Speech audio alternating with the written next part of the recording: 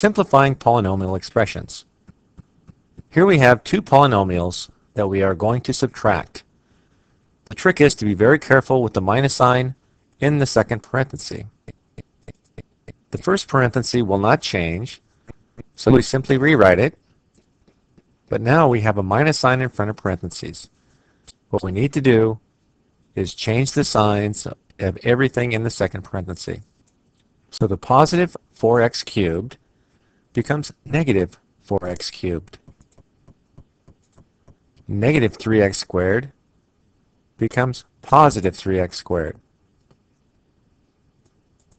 Plus x becomes minus x.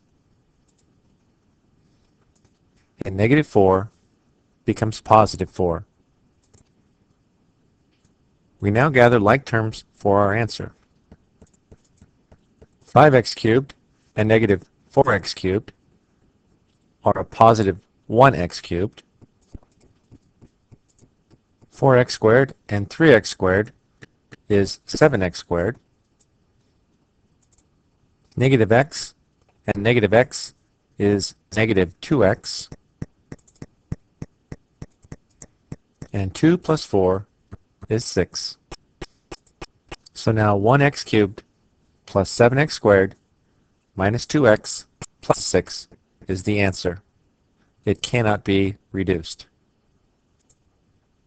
Now, simplifying this polynomial, we are going to multiply them. We will first use the horizontal method. In this method, we simply multiply the way they are situated in this manner. 3x times x squared is 3x cubed. Remember, we add exponents when multiplying variables. 3x times xy is 3x squared y. And 3x times y squared is 3xy squared. We now multiply this y times the three parts of the other polynomial. Y times x squared is 1 x squared y. Y times xy is 1 xy squared. And y times y squared is y cubed. We now add like terms and simplify. There is only one x cubed part, so 3x cubed is by itself. 1 3x squared y and another 1x squared y is a 4x squared y. 3xy squared and 1xy squared is 4xy squared. And a 1y cubed by itself leaves just 1y cubed at the end, and that's the answer. And even though there is an x squared y and an xy squared term, they do not go together.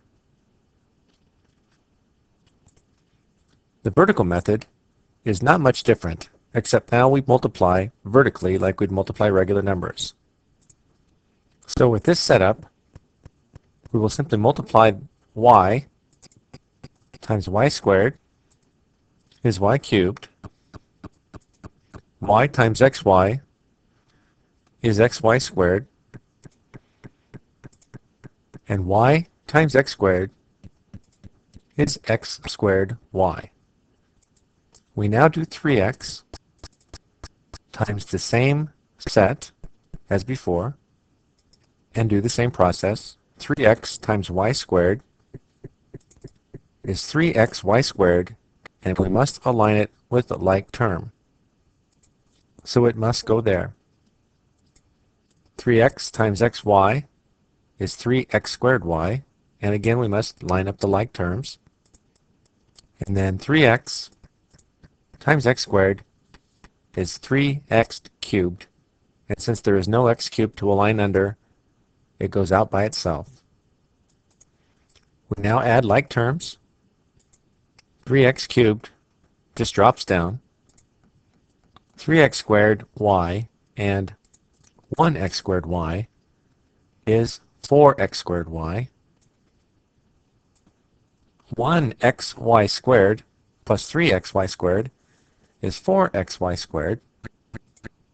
And 1y cubed is just going to drop down and be 1y cubed.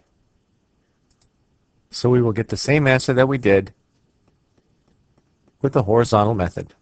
So either method is fine.